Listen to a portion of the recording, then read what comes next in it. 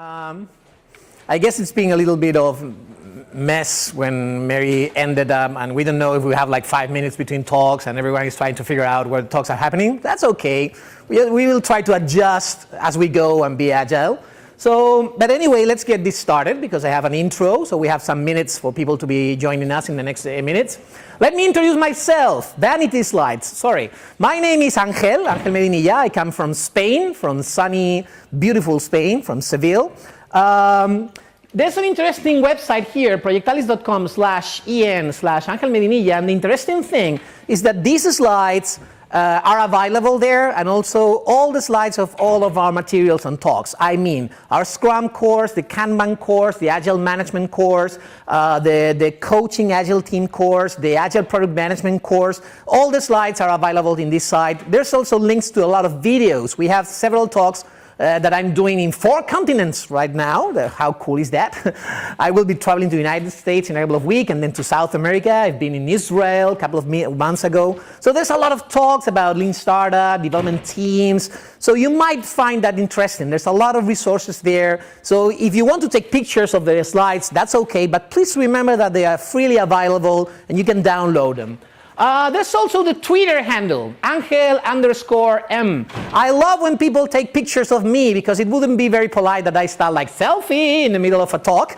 But if you take pictures of me and you upload it to Twitter, I love it. The reason for that is that my hungry ego needs to be fed, okay? So if you feed my ego by following me on Twitter and uploading pictures, I love that.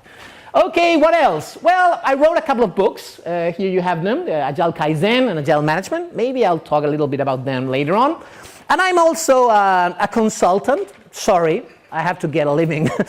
That's what was available when I decided to create my own company. So I'm doing consulting for a living. And I'm working with a lot of companies worldwide in doing Agile transformation. I'm in contact with real teams doing real products in the real world. So everything I'm going to talk about is not only about literature and about what I read and hear about in conferences. It's about what we are doing in several different industries, from video games to military, including banking, consulting, electronics, telecommunications, you name it. We are working with a lot of companies worldwide. I'm also part of the Management 3.0 trainer community, and that's basically it, okay? Those were my vanity slides. Thank you. Oh, look, a kitten. Isn't it cute? The reason I have a kitten in my presentation is that research shows that putting kittens in your presentations gives 25% better feedback. It's guaranteed, okay? So when you give feedback on my talk, please remember the kitten, okay? The kitten was cute. Anyway, I have like 40 minutes and I have like 71 slides. This presentation, this particular presentation, is kind of a monster. I don't know what to do. This morning I was like, okay, I'm going to cut down 20% of my slides. And I ended up with 2 new slides. Okay, so I don't know what to do with it. It tries to cover all the material we are doing with product management and product development teams in companies worldwide. And I try to make like a very, very high-level overview of all the things that you can include in this discipline of Agile product management. This means that sometimes when people give feedback on the talk, they are like, oh yeah, you didn't go deep into concepts. Yeah, I know. I had to make a decision between telling you one thing in some detail or giving you a list of 10 or 20 tools that you can maybe research later. And I decided on that. Okay, so it's my conscious decision. There's a trade-off. I decided to give you several ideas on things you might want to try. Okay, some of them you might have heard about. Some of them you may think, oh, this is something new. So that's good. If you've heard about impact mapping or MVPs, and then suddenly I talk to you about something new like metrics or funnel analytics or whatever, you might want to try this new thing. Okay, and that's my goal with this talk. So let's go. Let's start the talk. This talk is about lean startup for Agile product management. Agile product management. We are Agile. That's good news. I remember the bad times. I've been in this Agile thing long enough to remember the times where people were like, oh no, we don't believe in this Agile thing. Oh, this Agile thing is a fad. This is like something that is fashionable now. But no, that will never work here. And we had to convince businesses that, oh, Agile was a real thing. And it was not only for small teams doing like open source and things like that. This was real thing that we could use in big companies. Nowadays, we don't have that problem anymore. Everyone is like, we want to be agile. Why? Oh, because of the word itself, agile. Isn't it great? Who doesn't want to be agile? So the problem right now is not to convince your company to be agile. The problem is that everyone is like, yeah, we want to be agile. In fact, we are agile. Look, we have post-its on the wall. So that's a clear sign that we are agile. No?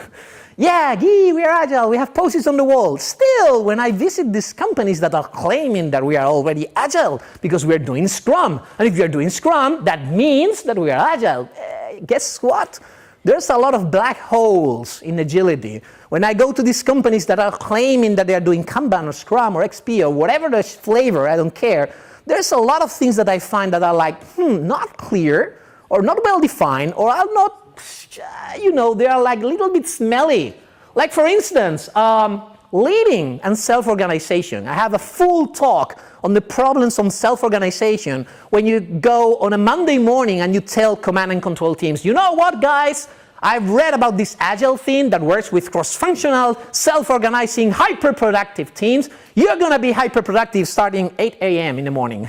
And now you self-organize, and then a lot of bad things happen, like teams working on wrong things and teams deciding to drop agile and go back to waterfall because they are self-organizing to go back to waterfall.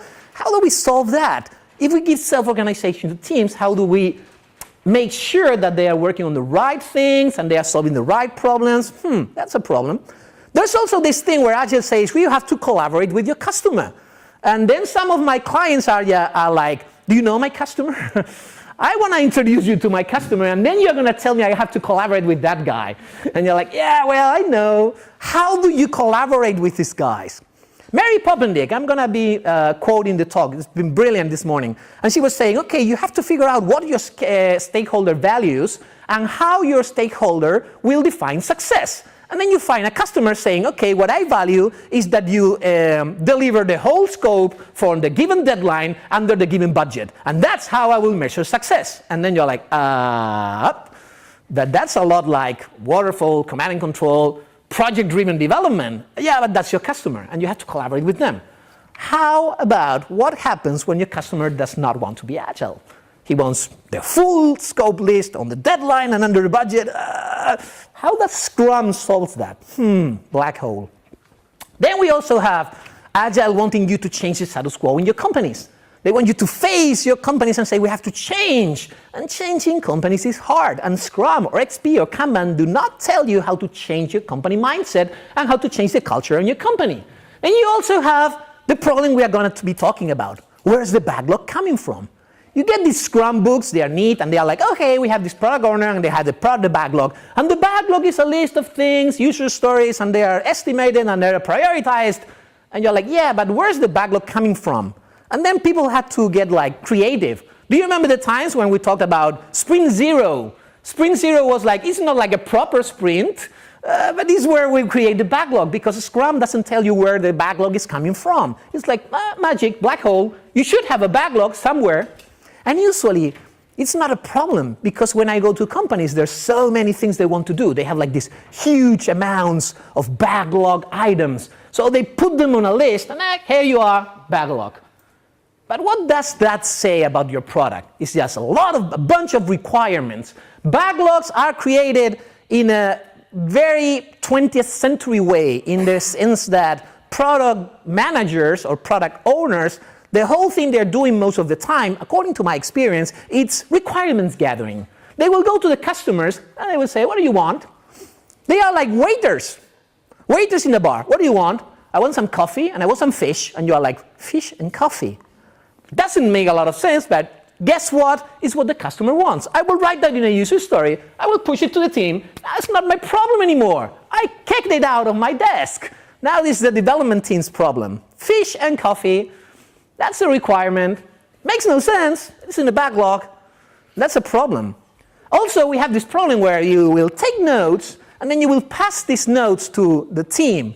And user stories, they should be stories. Like we sit with the team, we talk to them. Most of the time, according to my experience, when I go to teams, you see these user stories in the wall that read something like J/2347, which is like a Jira code or something. And you're like, oh, beautiful story. We should make a movie about that. J2347 is so inspiring. And then when people write user stories, and then there's some other people will be like reading those stories and trying to figure out what stories are about, then we have another problem, which is how people interpret those stories. Jeff Patton uses these pictures from a website that is called cakerex.com, and it's hilarious. You can check it later. And it's a website about cakes gone wrong. For instance, you have this cake here that reads, "Best wishes, Suzanne. Underneath that, we will miss you." What? You see what happened here? Someone was talking on the phone and said, "I want a cake, and I want the cake to say, 'Best wishes, Suzanne,' and underneath that, we will miss you." And then it's in the user story, it's in the backlog. We will deliver it, kick it out of the building. Now it's not our problem anymore. Guess what? We did it under time and under budget. Success. The product is wrong. Oh, not our problem. We are a Scrum cross-functional development team. We are executing a backlog. It's not our problem. Or for instance, you have this cake here that says, "Congratulations for doing an exemplary job. Thanks," capital letter. Well, it was in the backlog. It was a user story. Or for instance, this one, "Congratulations as small as possible." I wouldn't like to receive this cake. Or my personal favorite, "Nuts allergy, happy birthday, Peter." Well, nuts allergy was not supposed to be on the text. So this is what happens a lot of the time, where you have someone gathering requirements at the customer and then pushing the requirements to a development team. You know, sometimes I say, if that's product management, I can substitute a product manager with a PC running Linux in the morning. I will set a send mail relay, and I will take all the mails from the customer, and I will send them to the team, just, mangling the headers and saying, "As the product owner, I want you to," what was that? "Nuts allergy." You can do that with a PC running Linux. It's going to save you a lot of money. Kick your product manager out of a building if all they're doing is gathering requirements and pushing those requirements to the team. There's no value in that. That's a relay. So another problem we have when we're building backlogs, something that we have to to fix. We have this situation where product manager is scared because nobody's using our product. So they will go to the customer and ask, "What features are we missing?" And then the customer will be like, "Oh, it's Christmas Day. I want this and this and this and this." And then they will build all those missing features into the product, only to find out that still nobody uses our product. And this is product death cycle. This is how products die.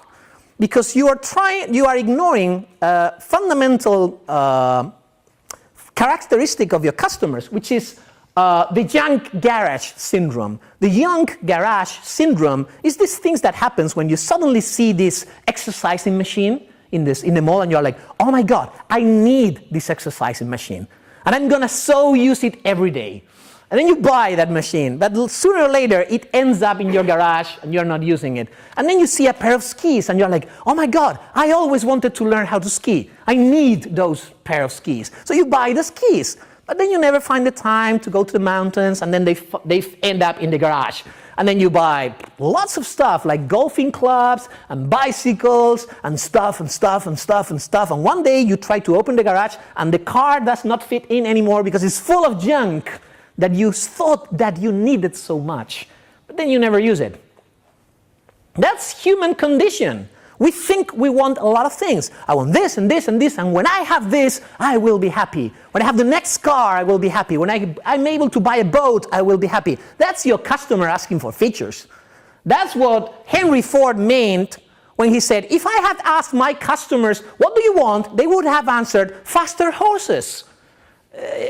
There's a problem to be solved, but if you just rely on your customer listing the features of your product, you will end up with faster horses. And how does Scrum solve that?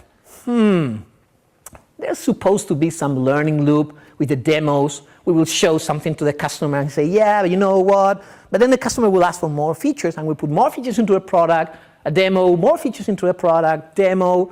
It doesn't seem to be solving this problem for a lot of my own customers, according to my experience. What I see, my personal experience, I might have a bias here, but what I see in companies worldwide is that you have products that are monsters. It's like you are featuring a horror movie with a feature monster, okay? And the feature monster is your product. And in your product, there might be these 10%, 20% of the features that are the real magic, the real reason that people are using your product. They are using all those features all the time. And then there's like 80% of junk, including 20% of the features that customers hate. And they're still on the product because maybe there's that one psychopath that says that he needs those features. So you create a feature for a psychopath and then you make 99% of your customers angry because they hate that feature. Yeah, but the customer is asking for that. Again, this is a problem of, yes, doing whatever your customer asks for. So sometimes Agile for many customers ends up being, hey, let's do double the crap, double fast, okay? We are doing bad products, we are creating a lot of features people don't like. Solution, more features. We need to be faster. We need to increase productivity. Guess what? This is wrong. And I don't think that Agile was about double the crap and double fast, more productivity. In fact, and I'm going to be controversial here, when I see teams doing Kanban, not all the teams, but there's a lot of teams that focus on Kanban flow and lead time and productivity and being very, very, very fast, executing a list of tickets or Kanban signs or user stories, I don't care. And they don't care that much if that list makes any sense or will produce any market success or will create the best possible product. The focus on a lot of Kanban teams is productivity, make it fast. Because you know what? In Kanban there's no retrospective, there's no demo. So we shouldn't do it because it's not described in Kanban. I don't think everything is about flow and productivity. Productivity is nice, flow is nice, reducing lead time is nice, but all these ideas come from Lean, from Toyota. And Toyota was not about productivity and cutting down lead time. Toyota started saying, we have to maximize customer value delivery. And in order to do that, let's figure out what do we need. And guess what? They found customers that say, hey, for us, it will be very, very important that you deliver fast. And say, okay, let's be faster. But sometimes fast is not the most important thing. Sometimes it is. And productivity sometimes is not the most important thing. I will show that later. So again, where's the backlog coming from? The idea behind Scrum, for instance, is that you have this person which is the product owner. And the product owner is such like a visionary. He will have the vision of the product in his mind. And the product backlog will be emerging from the visionary mind. And we trust, or we have some faith, that we will find these people in the market that are able to envision successful products. How do you do that? Is this like a mutant superpower or something? How do you evaluate people to know that they are able to envision future success markets? And I don't see that many visionaries in the market. So is this like a proven strategy for product success? I think it's a weak strategy for product success.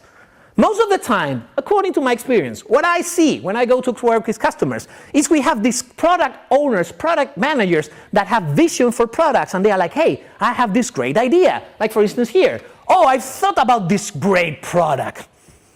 And this great product is, let's use segways for military forces. And you're like, that's plain stupid. But it's not your work to criticize the product owner's vision. You are the Scrum development team. So hey, you get this backlog that describes a Segway for military product, and you execute that super agile, super fast. Maybe the team designing this product, I'm not designing, but delivering this product was the most agile team ever, you know. Maybe they were doing Scrum and Kanban and XP, and they have like continuous delivery, automated testing, continuous integration, everything in place. Still, the product is stupid and has no market success. And they will say, not our fault, it's not my fault, go talk to the visionary, he was wrong. But we were talking about scaling agility this morning, and Mary Poppins was saying, we don't try to say, no, it's his fault, it's his fault. Who is responsible for customer value delivery? If we are like, oh, that's the product owner's role, that's the product manager's responsibility, and we are not as agile as we were supposed to be. For instance, another idea, the amazing watermelon transporter, patent pending. Maybe you have this vision for this product. Nobody's doing it. Yeah, maybe for a reason. And then you have a team that will execute this product. Maybe it's the most agile team ever. Scrum, XP, Kanban, whatever. Still, the product is a failure.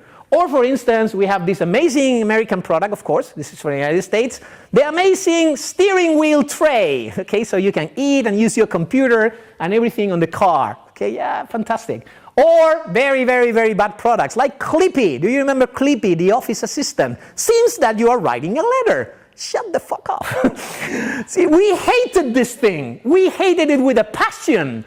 But someone in Microsoft was like, no, you don't understand. This is a clever idea. It took us nearly a decade to switch the whole thing off and get it out of the office suite. Because there was some product manager saying, no, you're wrong, you don't understand, I'm a visionary. You don't want visionaries in your companies. You want validated learning. You want communications with the market. You want to learn about what the market actually needs and wants and appreciates. You want to learn about these 20% of the features that are magic. And this is what we need to incorporate to the usual Agile way of doing things. So some couple of years ago, I started writing this book, Agile Kaizen, and it's about continuous improvement in Agile companies. I saw that companies doing Agile were being stuck in retrospectives, and they were doing something that I call the Groundhog Day retrospective. You remember this movie by Bill Murray, Groundhog Day, where he was living the same day over and over and over? Well, Groundhog Day retrospective is when you have the same retrospective over and over and over, with the same problems and the same impediments and the same complaints, and nothing seems to get fixed. So I was really bothered by this problem, and I wrote a book about how to improve your people, how to improve your teams, how to improve your process, how to improve your culture, and yes, how to improve your product. Because it doesn't matter how much you increase your process, if your process is very, very efficient on building the wrong thing, then still your company is not successful. You have to be able to build the right thing.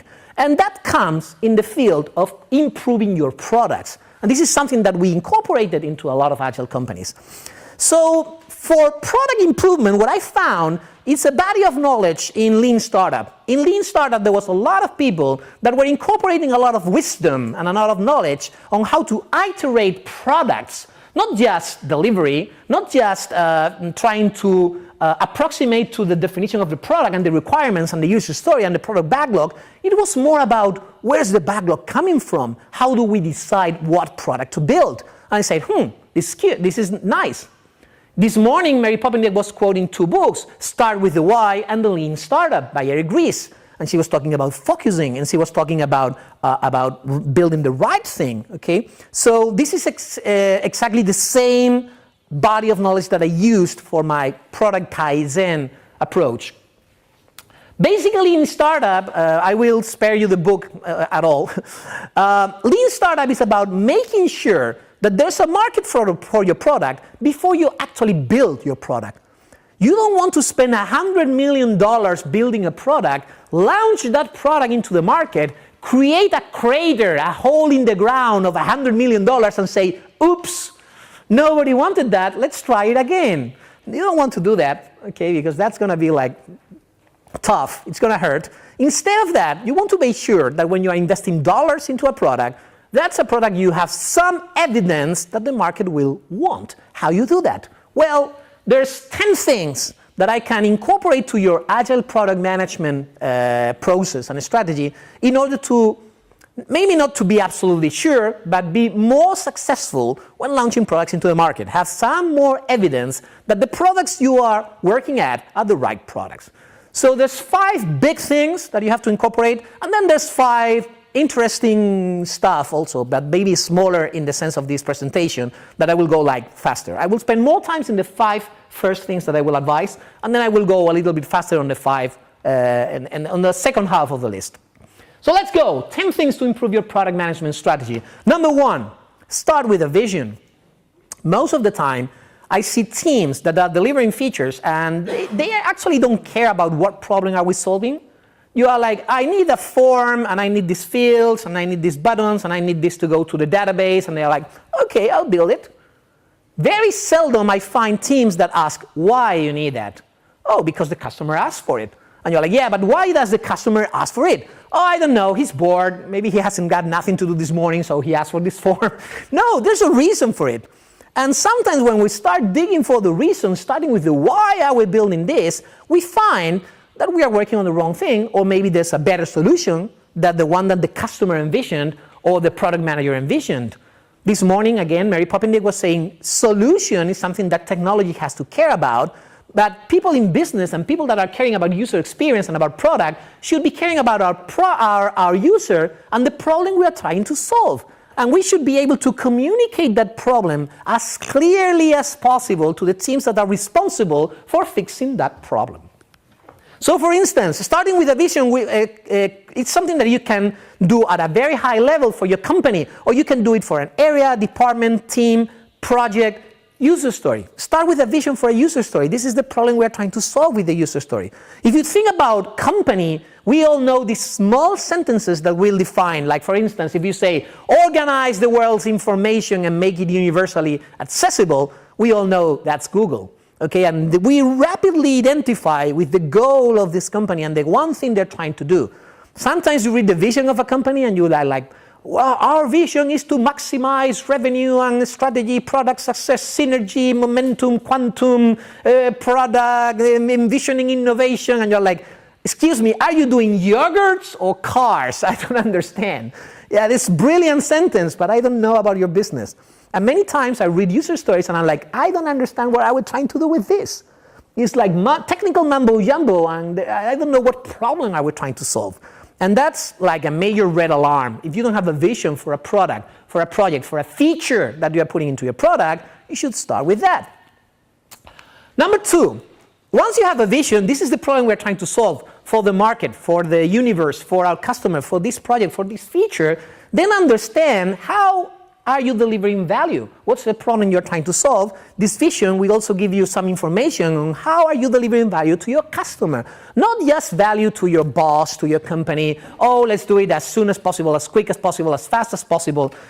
I was in this situation. I was coaching a company that is doing telecommunication equipment, and they were like, oh yeah, we have this problem with Chinese manufacturers like Huawei because they are very cheap. And you know, everyone is buying Huawei equipment because they are cheap, and we cannot afford this kind of cost structure because they have a lot of people and their salaries are lower. And I'm like, sorry, excuse me, you don't know about your business. And they were like, sorry?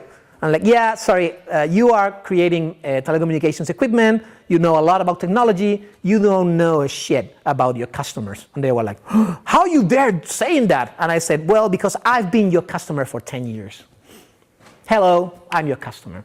I've been buying your equipment for 10 years. You know what? I never bought your equipment because they were the cheapest in the market. You don't buy telecommunications equipment because they are the cheapest in the market. So if you have a team delivering a solution and they think that value equals being cheap, then you're doing it wrong. When you buy a Cisco router, you are never buying Cisco because it's the cheapest in the market. Bummer. No, you don't understand your market. And I don't care if you've been doing that for 20 years. You don't understand your market. You know what? I'm your customer. I'm the one that knows about the problem I'm trying to solve. When I put a core equipment in the center of my network, I'm not caring about the cost. Of course, it's nice that you can spare some dollars and spend them on the Christmas party at the end of the year, but that's not what you're looking for. So if your teams do not understand what the value for the customer is, you have a big problem. For instance, there's this story about these people trying to sell drill machines, and they were like, oh, our drill machines are the most powerful, they are light, and they use a very few amount of power. And then someone told them, you don't understand, you are not selling drilling machines. That's not the problem you are solving. You are selling holes in the wall.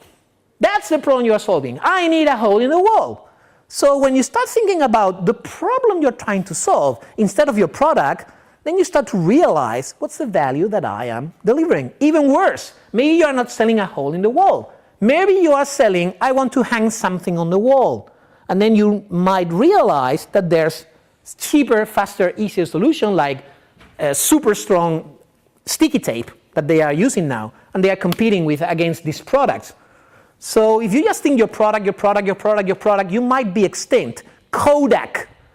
Remember Kodak? They were like the biggest, most important picture photograph camera company in the world. And they said at the beginning of the century maybe, we are not playing catch with the Japanese anymore. We are not going to be doing these digital cameras, and we are not being in this rally for the most megapixels. We are a film company. No, you're a dead company. You are not alive anymore. Gone. Why? Because they were in love with the product and they didn't think about the problem we are solving for our customers. You have to do that on a company vision level. You have to do that on a feature level. Is this feature the most important thing that we can do for our customer this week? And if it's not, why the hell are we doing it right now? What's the value that we are delivering? This morning, Mary was saying, stop thinking project space, like, the deadline and the costs and the scope. You have to think product. I want to make it one step further. Stop thinking product. Stop thinking drill machine. Stop thinking film camera, chemical film camera. Think about problem. Think about your user. Think about your customer. Think about the market. Think about the thing you're trying to solve for them. If you have to ditch your product and create a new product, do it. Your company should not be focused on your product. It should be focused on your market, on your people, on your customers, the people paying for it. Okay, so stop thinking on projects and products. Try to solve the most important problem for your customer this week. That's focusing on value instead of backlog, features, scope, deadlines, budget. I like this picture. It's from a website that says useronboard.com. And it says, here you have Mario. Mario is a person who is a potential customer. And here you have your product. And here, when you combine Mario with your product, you have an awesome person who can do like rad shit. Okay, this is amazing. And they say, you don't sell this, you sell this. This is the story you should be selling. My good friend Alejandro Barrera in Spain and also in many countries around the world, he's doing organizational storytelling workshops. He's teaching companies, well-established companies as well as startups, how to tell stories to your customers to make them, emotional about using your product. Like, oh my God, I want to use your product because I'm going to be like a rad, awesome person. Instead of my product has this feature and this feature and this feature and this feature. I don't care about your product.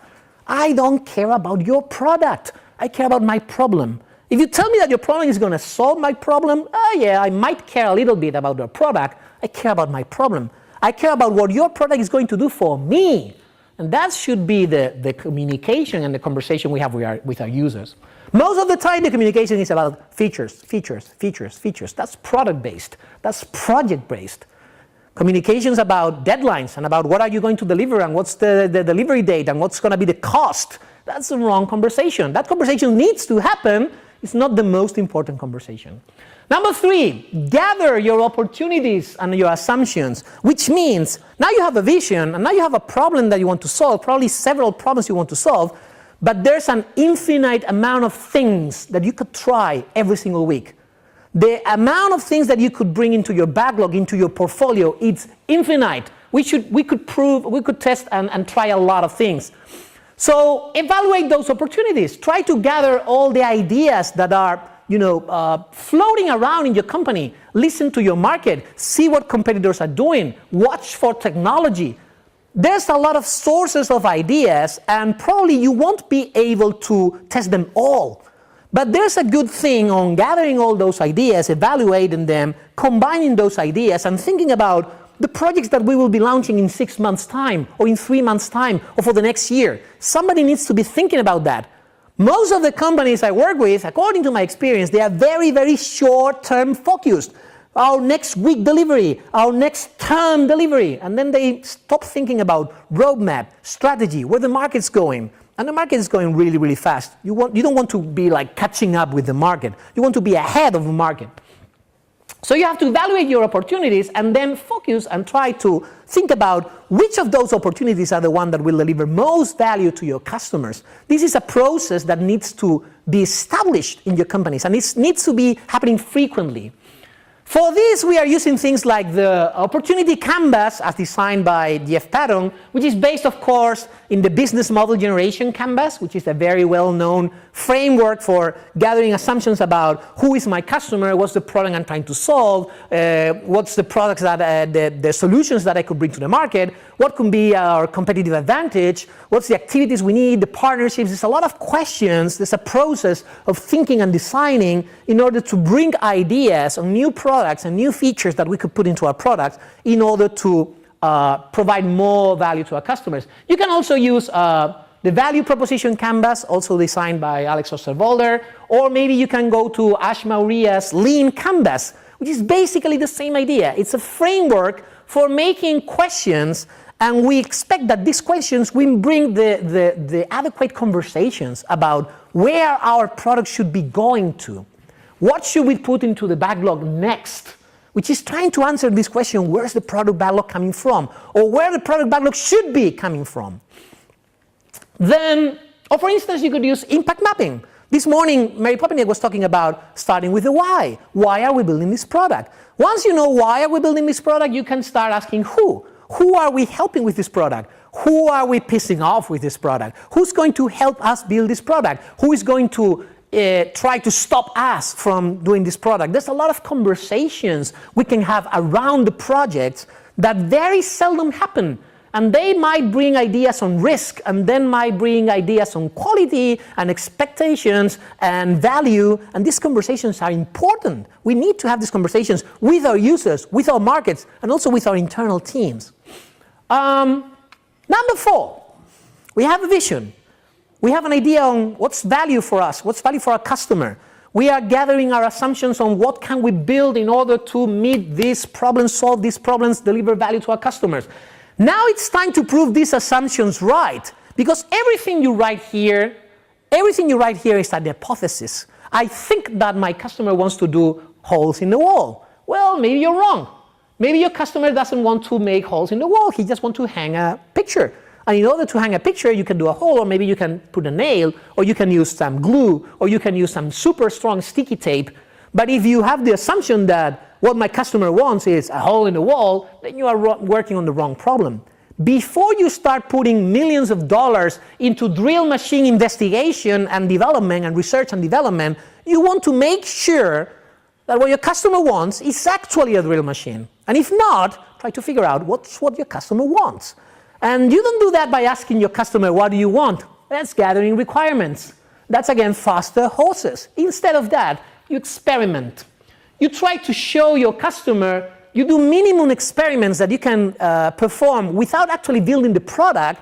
And then if you have some certainty that you are in the right direction, you might want to push your money a little bit further and build a small prototype, which is not a product at all. The minimum viable product is not a product at all. It's that small toy prototype of your product that you can start showing people to gather more insights and more learning about what we are trying to solve, what my customer values, where is this 20% of magic features. If we could focus on those, we will have 80% of the time free for making having these conversations and having better products. You are trying to do, first of all, minimum viable experiments like polls, like observation. You go to a customer and you observe your customer. Observing your customers is not creating a prototype. It's not a minimum viable product. But if you serve your customer while he's experimenting the problem, you will get a lot of insights on the real problem we are trying to solve. How often do development teams do that? How often development teams go to customer premises and spend some days wandering around before they actually start building a product? Very seldom. And Mary Popeniak this morning said, when we have engineers and product managers and we get them to interact with customers, magic happens. There's always good things happening when we have the technical people that are able to produce solutions, and we have the people that have a problem, and we let them, hang out together for some time. So these experiments like observing and polling and trying to do like design thinking, brainstorming, trying to do low fidelity prototype, like drawing your product and showing your product in paper. Like this will be the screen, and then here you will have a button, and then you will have to have conversations with your customer about the problem you're trying to solve. This is prior to building the product. This is even before you start writing the backlog. We are not thinking about the product.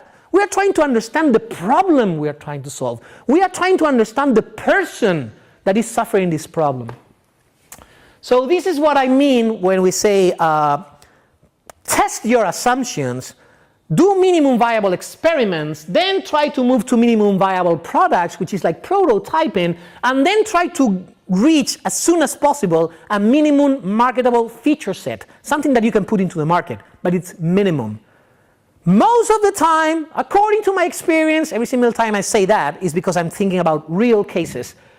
My clients are like, oh, no, we are not ready to launch. It's not ready. It doesn't have enough quality.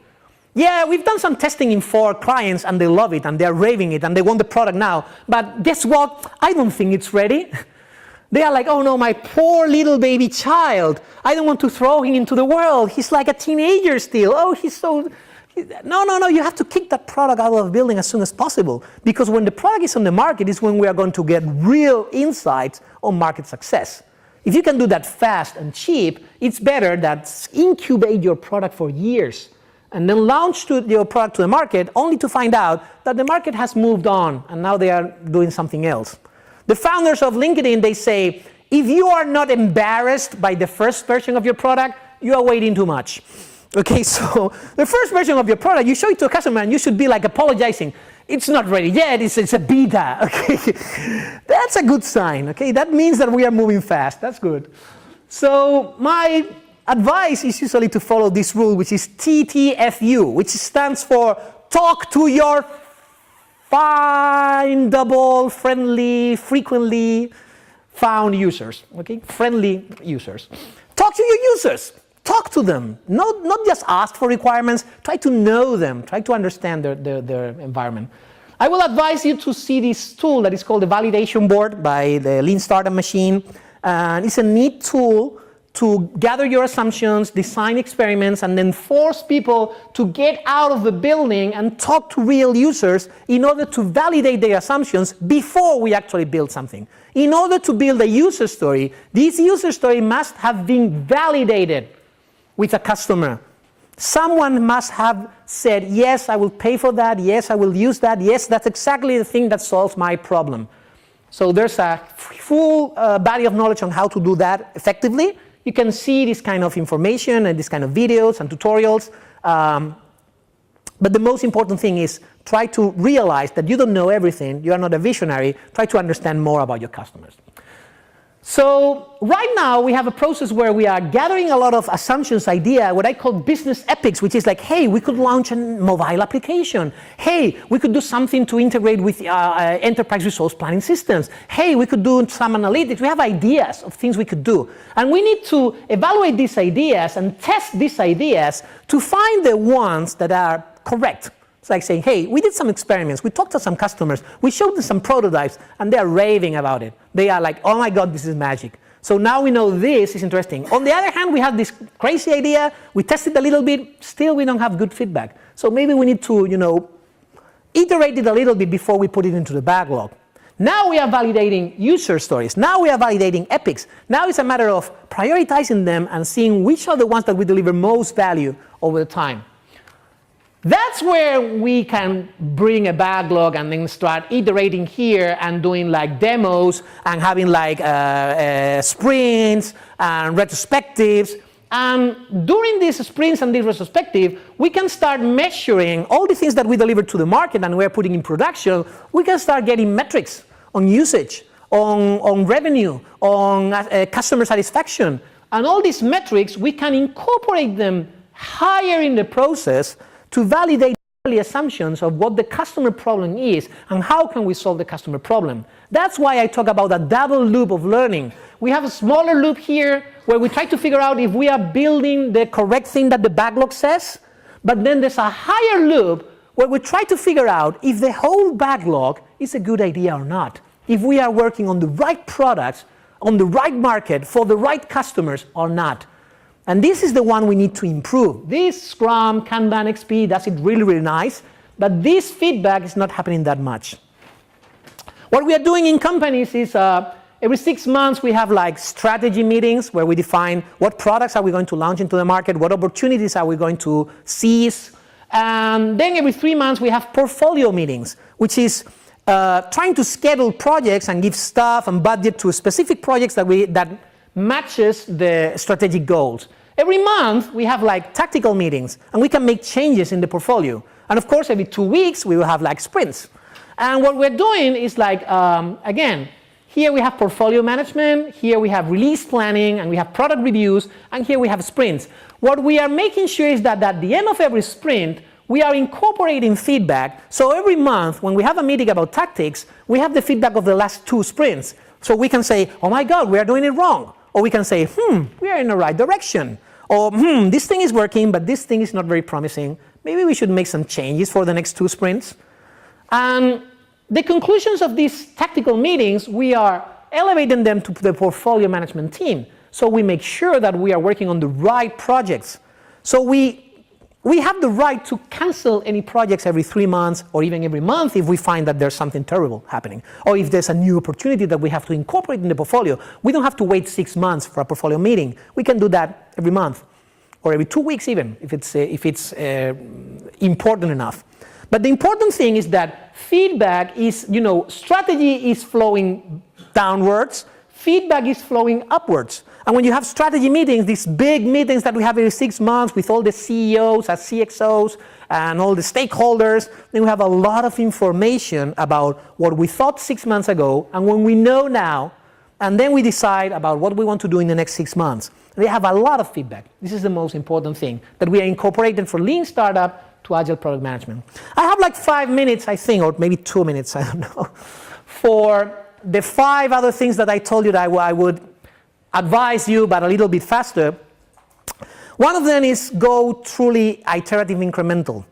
Truly iterative incremental means that every feature that you are releasing every week, every 2 days, every 3 days, when you are finishing a user story, that user story should be end-to-end, like front end, thing in the middle, back end, everything is working.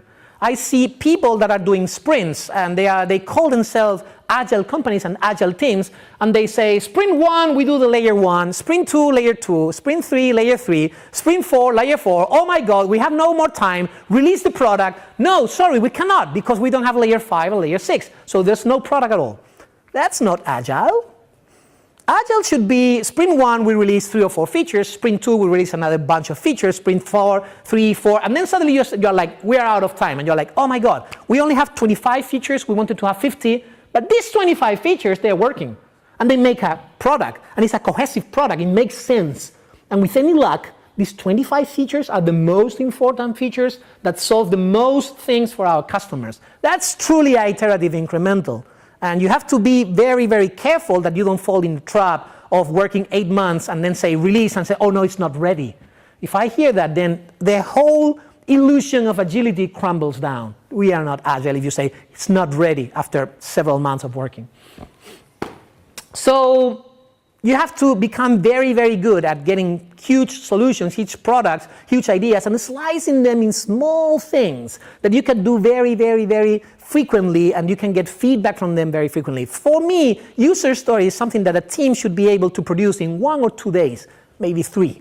If it's bigger than 3 days, that's not a user story. That's maybe an epic. You should slice it smaller. And then there's always someone who says, oh, but you don't understand. There's things that we cannot slice. It's not possible.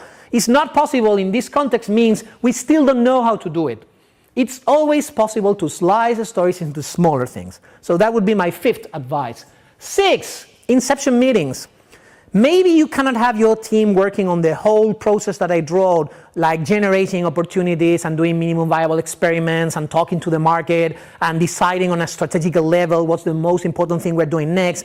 But once you say, okay, now we work on this, you should start by getting all that information you've gathered through weeks or maybe months to your team. Tell your team about how this idea started, where did it come from, what customers did you talk to, how did you validate these assumptions, what's the validated learning we have, what's the success we are expecting, what's the value we're delivering. There's a lot of information that has been going on a strategical and portfolio and maybe operational and tactical level. Now that's time for the team to build that. Spend some time transferring that knowledge. And you don't do that with a document. You do that with conversations. If possible, you bring your customers on site and you spend a couple of days doing inception meetings. There's a book that is called The Agile Samurai, and in The Agile Samurai, they describe something that is called the Inception Deck. The Inception Deck is a list of exercises that you can use in order to transfer product knowledge and problem knowledge to your development team. But there's plenty of other things that can bring on to these meetings.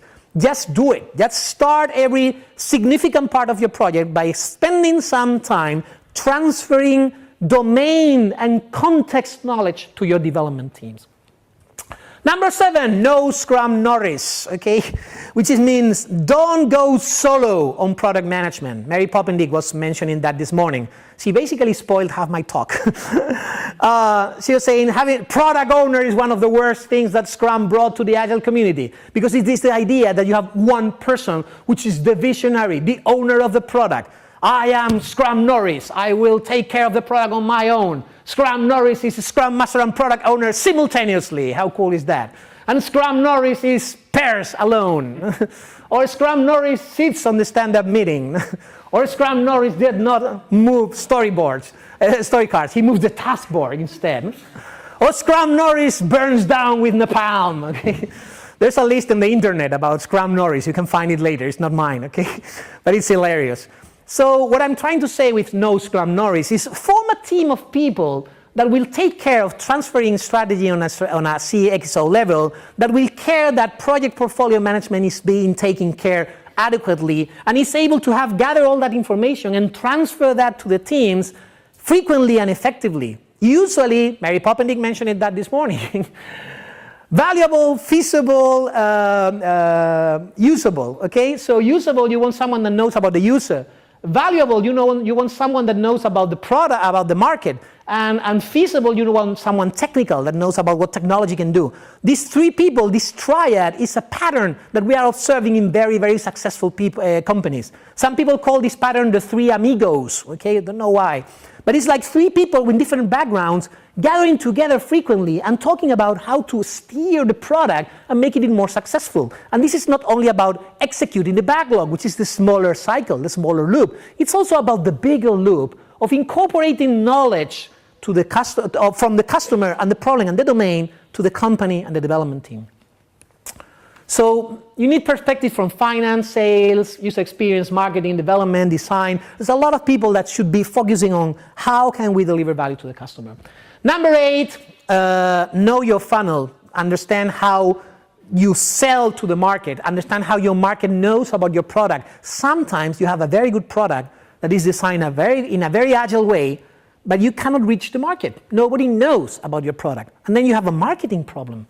So try to incorporate marketing in all this dialogue on how to have more marketable products. It's also a dimension of better products.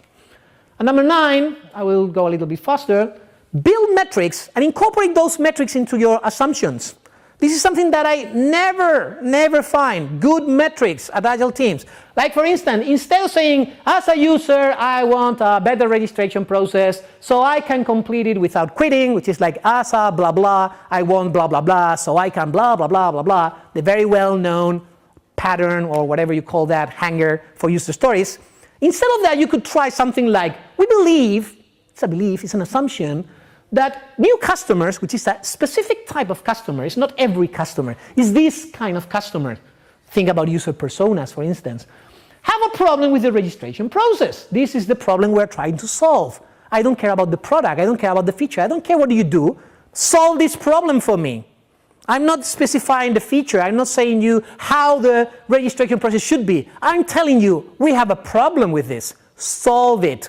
And we will know that we are right when the bounce rate diminishes. This is a quantitative metric. And the customer satisfaction improves. This is a qualitative metric. And those metrics should contribute to conversion rate, which is a key performance indicator. So here you have kind of customer, problem to solve, solution, quantitative metric, qualitative metric, key performance indicator. Build that into your user stories. You should be able to answer to the question, why are we doing this user story? And the answer should not be because the customer asked for it. That's a very poor product management process. Number 10, keep it simple. Keep it simple, stupid. It's this KISS thing. Keep it simple means that, remember these slides, you want to have this small product with very, very few features that are magic and solve a problem for your customer. Don't keep putting features into your product because you are supposed to, because you get paid for it. You have people that are paid to develop features. Guess what? They will develop features, and they will have features and features and features and features and features, and then you will end up with a feature monster. Instead of that, trim your backlog. Be sure that you are cutting down all the things that do not make it. You are not able to do everything. You will never have resources to do everything. And you will never make everyone happy. And if you cannot say no to someone, then your yes means nothing. So you have to be ready to say no to a lot of people, yes to a few. That's the real meaning of focusing on your product, okay? So that's it. Overall, my final advice would be try to make it about your customer. Try to make it about loving your customer, caring about your customer. Be customer-centric, but, as in this picture, this lady loves her customer a lot, his husband, for instance, but of course, she's the one in control, okay? So be the one in control of your product, no matter how much you love the customer, okay? So thank you very much. That was my final slide. Remember the kitten when you give the feedback. Thank you.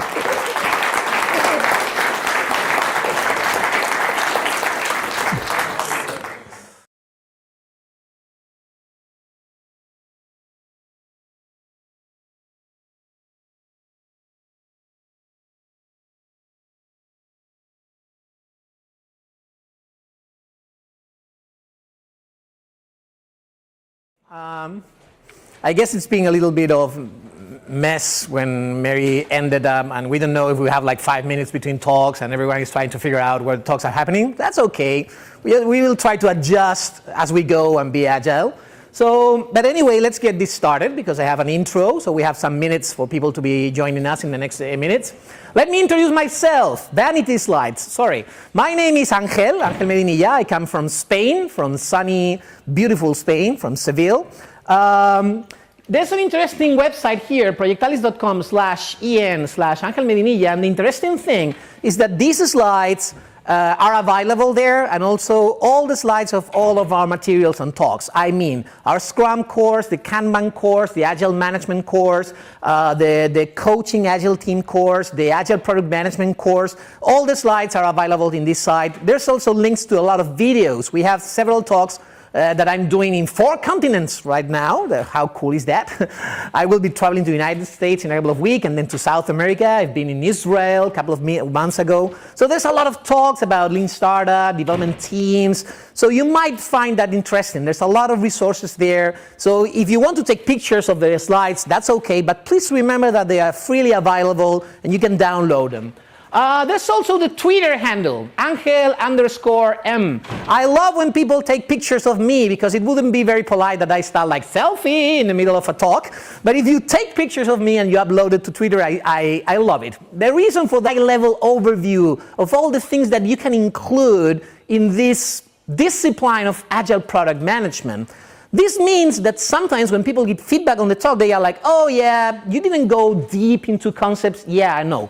I had to make a decision between telling you one thing in some detail or giving you a list of 10 or 20 tools that you can maybe research later. And I decided on that. Okay, so it's my conscious decision. There's a trade-off. I decided to give you several ideas on things you might want to try. Okay, some of them you might have heard about. Some of them you may think, oh, this is something new, so that's good. If you've heard about impact mapping or MVPs, and then suddenly I talk to you about something new like metrics or funnel analytics or whatever, you might want to try this new thing, okay? And that's my goal with this talk. So let's go. Let's start the talk. This talk is about lean startup for Agile Product Management. Agile Product Management. We are Agile. That's good news.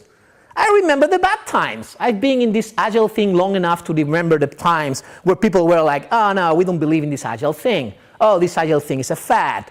This is like something that is fashionable now. But no, that will never work here. And we had to convince businesses that, oh, Agile was a real thing. And it was not only for small teams doing like open source and things like that. This was a real thing that we could use in big companies. Nowadays, we don't have that problem anymore. Everyone is like, we want to be Agile. Why? Oh, because of the word itself, Agile. Isn't it great? Who doesn't want to be Agile? So the problem right now is not to convince your company to be Agile. The problem is that everyone is like, yeah, we want to be Agile. In fact, we are Agile. Look, we have Post-its on the wall. So that's a clear sign that we are Agile. No?